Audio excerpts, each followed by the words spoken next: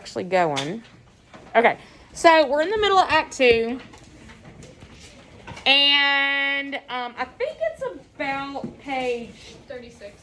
Is it 36 for y'all? Okay. And it is, well, let me ask y'all this. Did we have the little part where the stage manager says, you know how it is, you're 21, 22, and whoosh. Yes. All these years have passed, and that white-haired lady beside you's eating like 50,000 meals. We said that part? That's what we stopped cool. at. All right, so, let me see. All right, so, hang on, I gotta figure out where. Well, now I can't find the whoosh part. George has definitely been given the boot, right? Yes, okay, I found it. All right, so George has been basically kicked out of Emily's house, right? And he's very kind of, surprised by this. Why is he kicked out of her house? Because the bride and groom can't see each other Yeah, for the it's wedding. wedding day. Bride and groom aren't supposed to see each other on the wedding day, right? That is like bad mojo. You do not do that, okay? Kate, are you on your phone? I have a pre-health test I just found out about, so yes, I am. At least she's honest. Okay, well, today is important, all right? Okay, so, they're gonna have a flashback, all right? They're gonna flashback a year. It's only a year, y'all, but they're gonna flashback a year to when Emily and George were juniors in high school. Really, it's the end of their junior year, okay? So they're your age. And the stage manager says, how do such things begin? Y'all see that line? So in other words, and I think I've told you probably too much about the moments that put me on the path that I'm on right now. So little moments are important. You got to kind of pay attention because sometimes they'll change your life. And he says, I'm interested in how do such things begin. George and Emily are going to show you now the conversation they had when they first knew that, as the saying goes, they were meant for one another. But before they do that, I want you to try to remember what it was like to have been young. And of course, you are young, so you don't even have to remember. You're living it. And particularly the days when you were first in love, when you were like a person sleepwalking and you didn't quite see the street that you were in. You didn't quite hear everything that was said to you because you're in love, right? You were just a little bit crazy. Can you remember that? So I'm pretty nosy. I'm curious. Who in here has been in love? Oh yeah, I know. First love.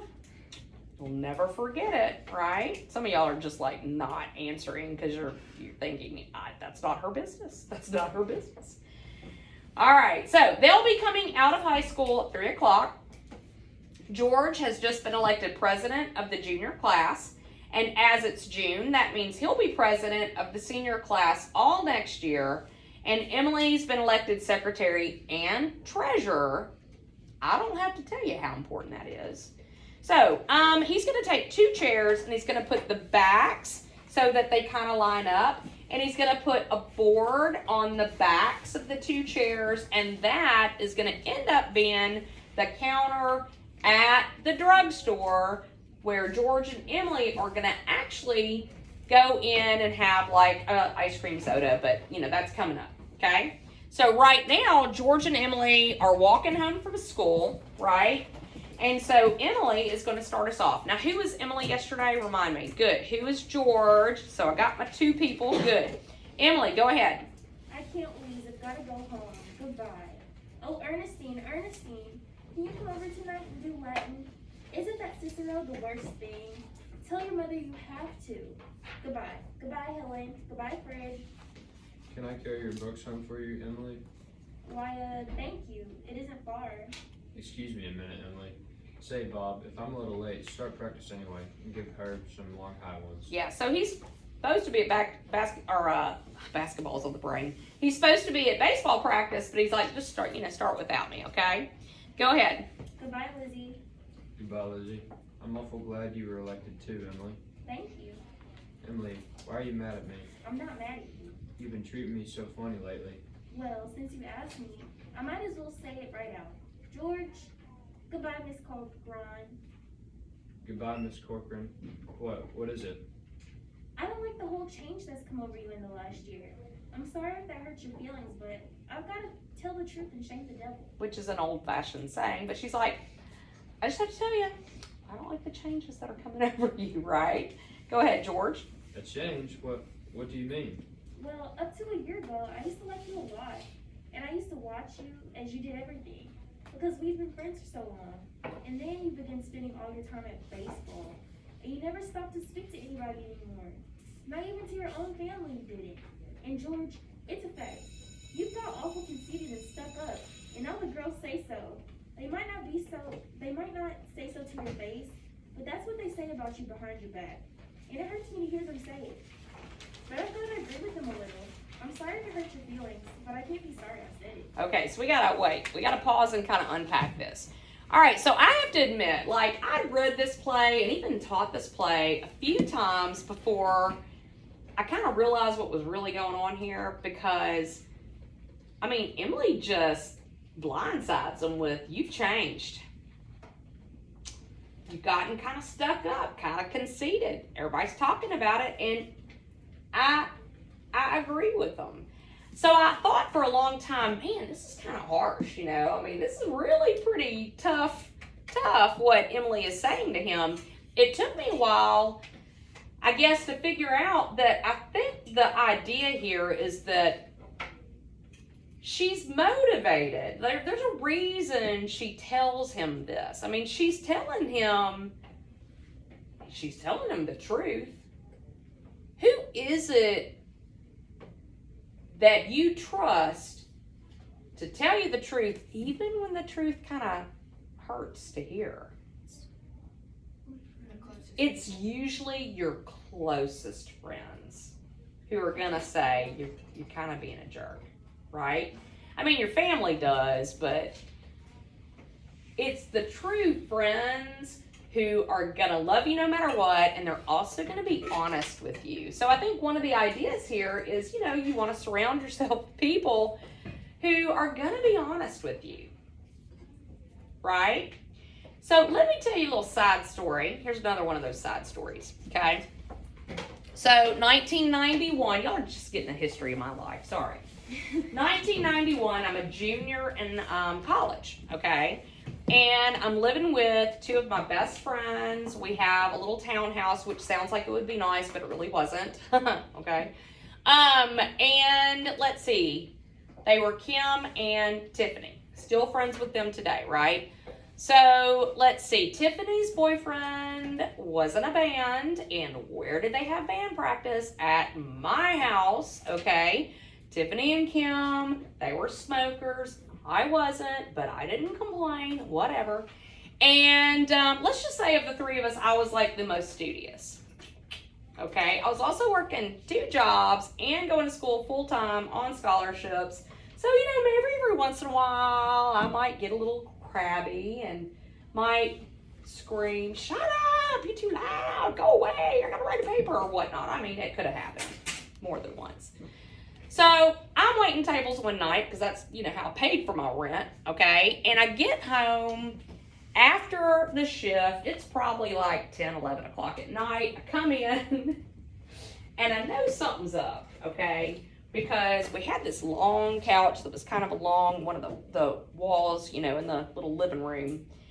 And I walk in, TV's not even on, so something's definitely up. Well, I got Kim on one side of the couch, sitting. And then over here is Tiffany. She's sitting. And they're just kind of Like staged an intervention. waiting, right?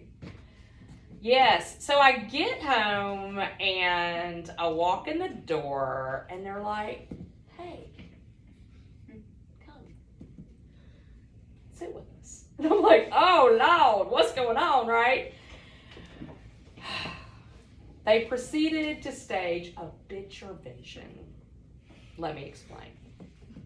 So I sit down and I'm like, hey, what's up, ladies? You know, and they proceed to tell me that, first of all, we love you.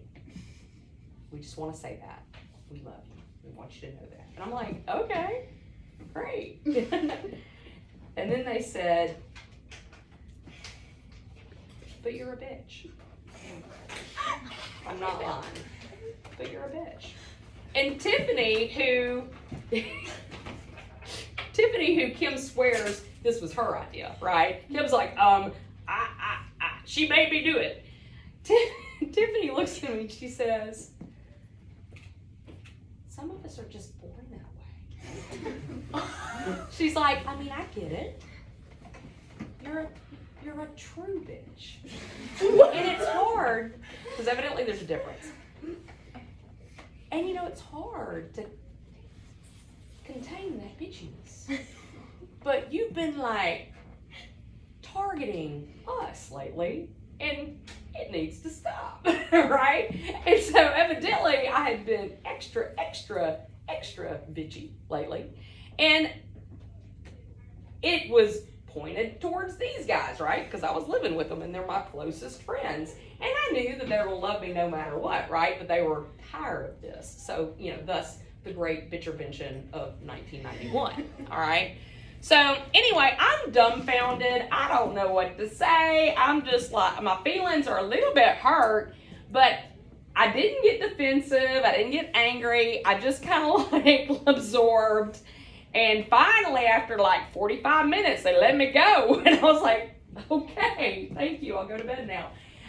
So it took me, I'm a little slow. It took me a while to figure out that, you know, they were probably right. You know, I had probably been a little harsh. Okay, I get that. School is stressful. Okay. But I realized after a long time that we treat the people that we are closest to and that we love the hardest, right?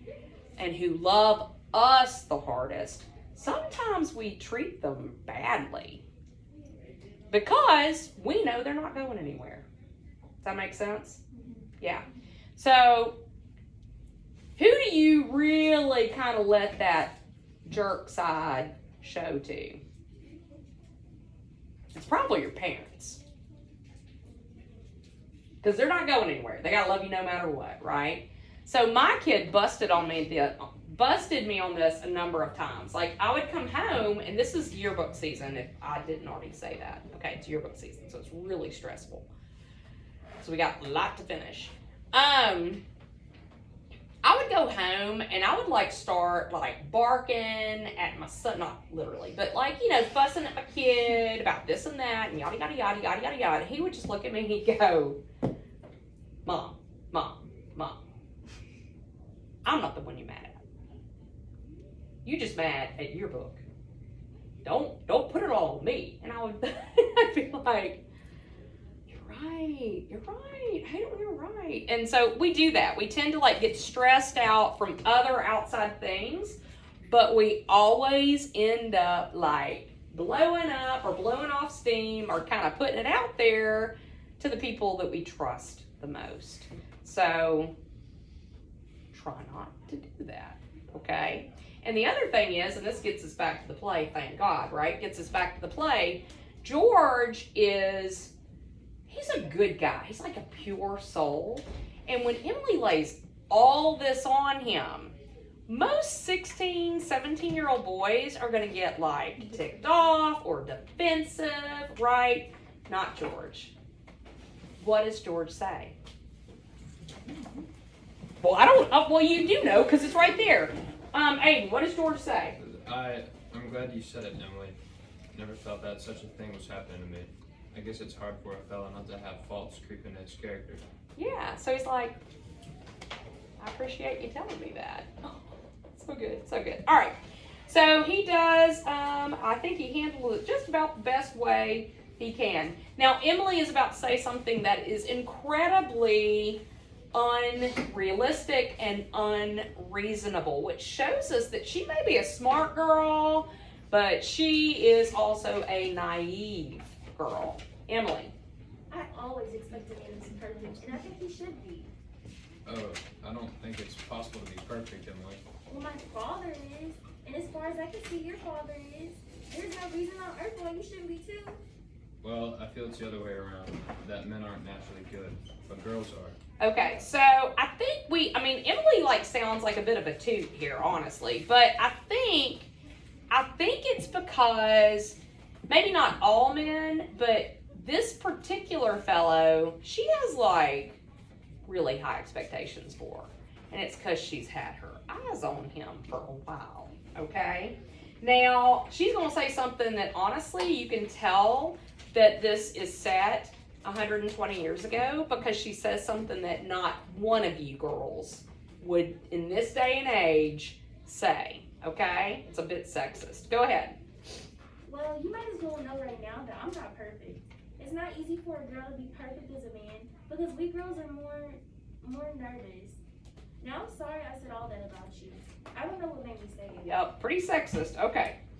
Emily, Now I can see it's not the truth at all.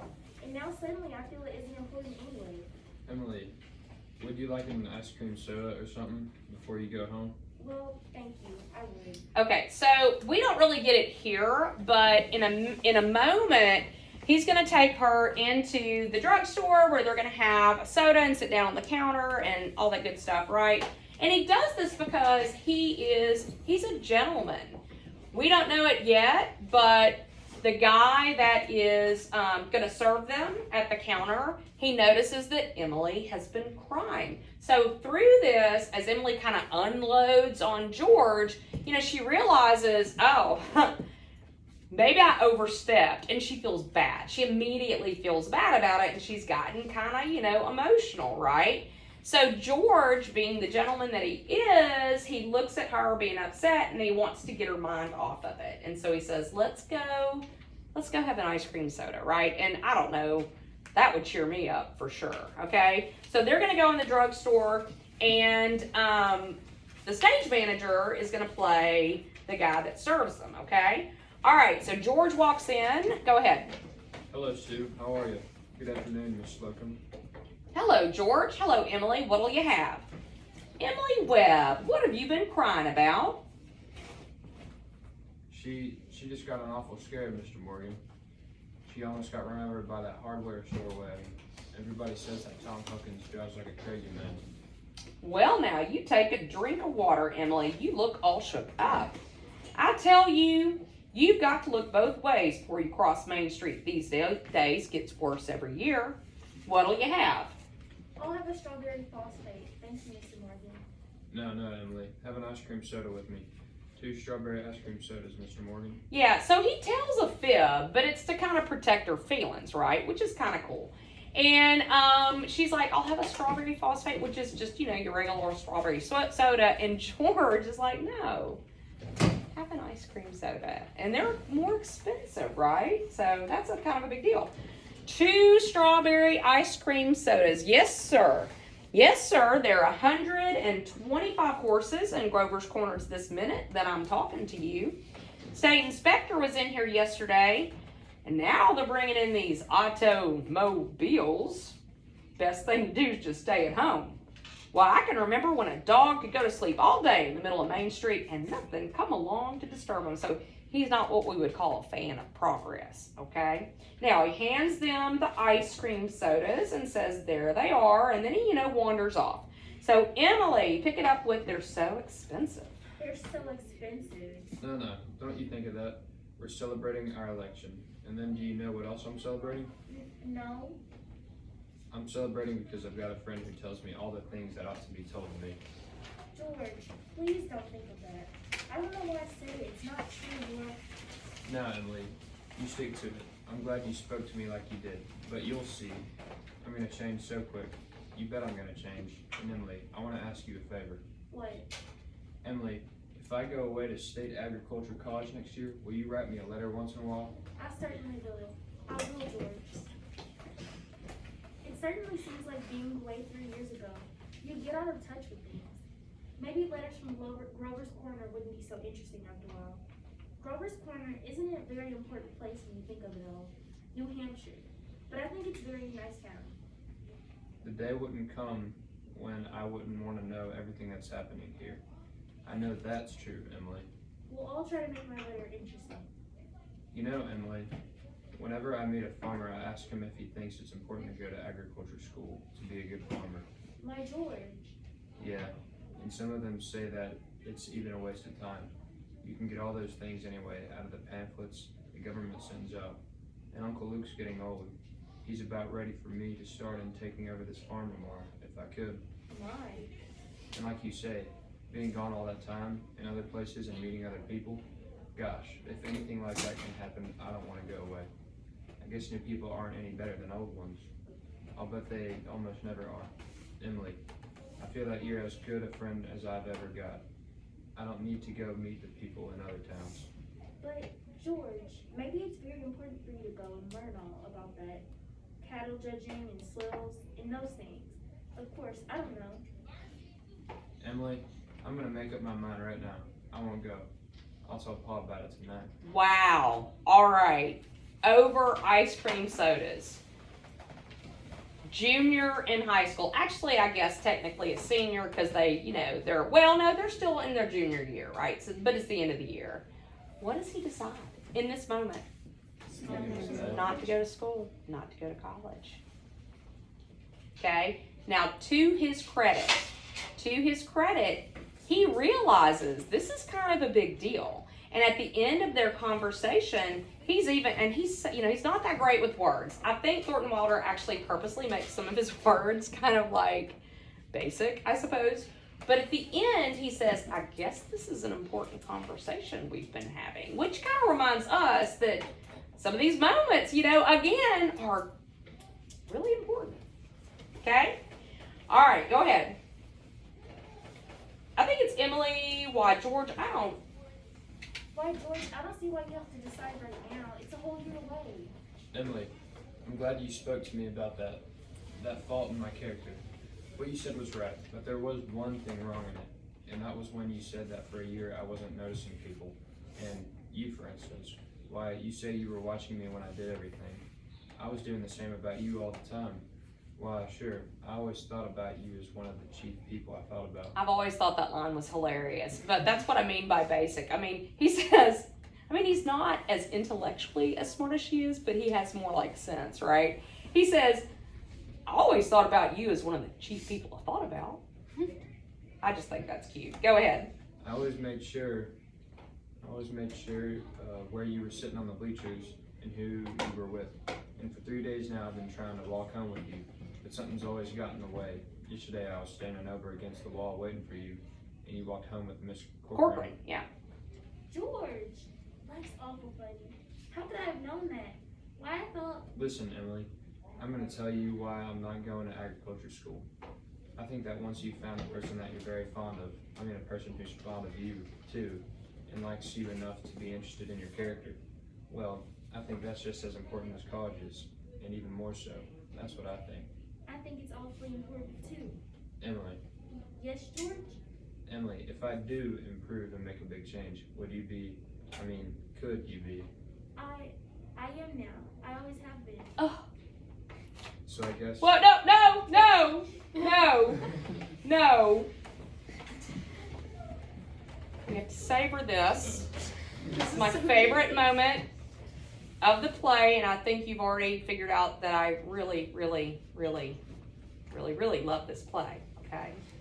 So he says, Emily, if I promise to change, could you be, what's he asking her? Will you be my girlfriend? Will you be my girl? Y'all, she says, I am now, I always have been. And I'm sorry, if you don't get moved by that, then there's something wrong with you people. I'm sorry. That's all there is to it. That you're too cynical to even be saved. That is freaking awesome right there. How sweet is that? Okay, now, George, again, to his credit, Caitlin, I can tell you're not moved by it. I'm a little worried about you. Caitlin's like, that lady get crazy. All right. So, yeah, I love it. It's so sweet. It's so pure. Okay, I'm over it now. All right. So, George says what? So I guess this is an important talk we've been having. Wait just a minute and I'll walk you home. All right, now, hang on. We're going to actually halt the play there, but I have a few life lessons to, impart on you, okay? Little gems. Let me tell you about Byrd High School, okay? Let me tell you about Byrd. There is something about Byrd kids and romance, all right? It is the weirdest thing, it is the strangest thing that Byrd kids tend to, settle down together. And there are two varieties, okay? There's the type that met in high school, started dating in high school, dated through college, got married. And Caitlin, I've been using Caleb as an example of that. Caitlin's brother Caleb did that, right? And many more. Like if you have Coach Oliver, okay? So you've probably heard the story, how he proposed to her in Miss Fox's room. You've heard all that. What you probably didn't know is that his wife was my editor at the time, and she managed him, okay? She told, come on in, we're telling stories. So she managed him. And by that, I mean, she tracked him on her cell phone. She knew where he was at all times. And I'm not talking about find my friends. This was very deliberate, okay? And I was like, Madison, I don't think that's okay. I think that's kind of strange. And she was like, it's okay, he doesn't know. Oh my Lord. So, yeah, okay, so there's that. So, I mean, maybe he didn't tell you that part, but honestly, maybe he didn't know. I don't know, shoot. So, that's the one variety that you meet in high school, you date through college, yada, yada, yada. I was really hoping that was going to be the case with my kid, but as you all know by now, his girlfriend of 4 years, they broke up, they're on a break, and I pray nightly, please God, please let Danielle and B get back together, because she was real good for him. And she was a yearbook staff member for 4 years. So, he had to ask permission before he asked her out. Because I had ground rules. I'm like, Ben Parker, you do not date any yearbook girls. Period. No. You stay away from my girls. I didn't want that drama on my staff, right? So he goes on close up to Washington. Comes back with all these cute pictures, cuddled up with Danielle, right? Oh, visual aid. Yes, visual aid. That's Danielle. Isn't she cute? She's so cute. She's too cute for him. Anyway, it's so cute. I kind of heard through Miss Rowe and another teacher that used to work here that, Ben and Danielle were kind of cuddly on the trip. So Danielle's super quiet. She wasn't gonna say anything. So, yeah, he gets back, and we're in the kitchen one evening, and he looks at me and goes, Mom, I have to ask you something. And I said, what is it, son? And he said, I would like to ask your permission to date Danielle. Because I had told him, absolutely no yearbook girls, off limits, right? And I said, well, son, you're going to date her even if I say no. Right? He said, well, yeah, I'm trying to be respectful here, Mom. And so I said, okay, that's fine. This probably shouldn't be on tape. I said, son, if you hurt her, I will castrate you. I will cut off your testicles. And he was like, Mom, I promise I will never hurt her. Well, okay, fast forward to August of this year. All right? When he decides, I'm 20. Oh no. I will see what's out there. Right? And breaks up with her. I'm devastated. I'm devastated, y'all. Devastated, right? Okay. At this time, her family, my family, we vacation together. It's a big deal, right? In fact, earlier in the summer, we'd been in Florida, and Rob and I were talking to my kid who is in college, okay, but he's not exactly a super academic, but he is in college, and he is a musician. And we're like, son, you know, what are your goals? Where do you see yourself in 10 years? And after telling us that he was thinking about getting a job in a pawn shop or Rob and I are like, what the heck? No, that is unacceptable. Completely unacceptable, son. And Daniel's like, yeah, that sounds pretty unacceptable, Ben. And so Ben says, kind of snarky, he says, well, evidently I'm going to be married and I'm going to have a couple of kids. She's got me on a timeline. And we're like, but it wasn't really snarky. We were like, what's going on here, right? And maybe it was kind of fun. And Rob and I look at each other like, this is the first time they've like talked about, you know, kids and marriage and all that stuff. And we're actually kind of excited. Because like, I want to be a grandma someday, not today. Okay, especially not today. Especially not today. Enough said. All right.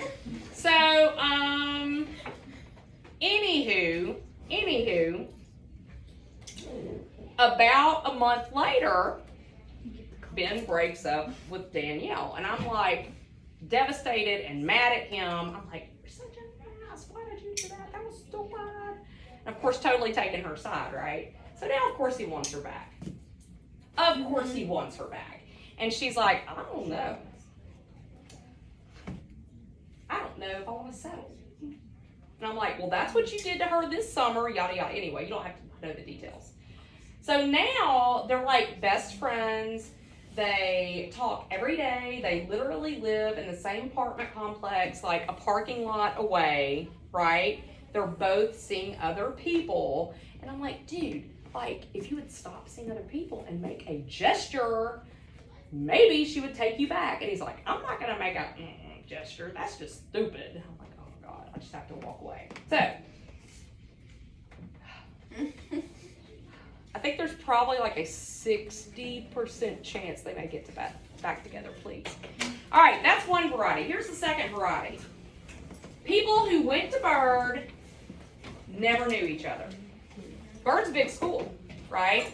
So a friend of mine's daughter was a cheerleader here. Okay? Meets a fella in college and she's like, man, you look familiar, right? Turns out they graduated together. But bless his heart, he was in ROTC. They didn't exactly They were in the same circle. move in the same circle, right? So fast forward to college, they're interested, yada, yada, yada. Well, one day he's like, you know, my aunt has a brick. Let's go, we got some time to kill. Let's go see if we can find my aunt's brick. So they're out here in front of the gym looking for the brick. You know what I'm talking about, the area, the little garden. She's like looking for the aunt's brick. She's like, I can't find it. Are you sure it's out here? And she turns around and he's on a knee with the ring, right? Because it all started like here, because he kind of knew who she was, even though like she was oblivious. So here's my lesson, the wisdom that I impart upon you, right? Be nice to everybody. Be nice to everybody, because that boy or girl that sits behind you in math may one day be the person you end up dating, or who knows, even settling down with, right? It's a Byrd thing. It's crazy. Caitlin, where'd your parents be? Here. Yes, I rest my case, right? What you got? Did you teach Grace Anna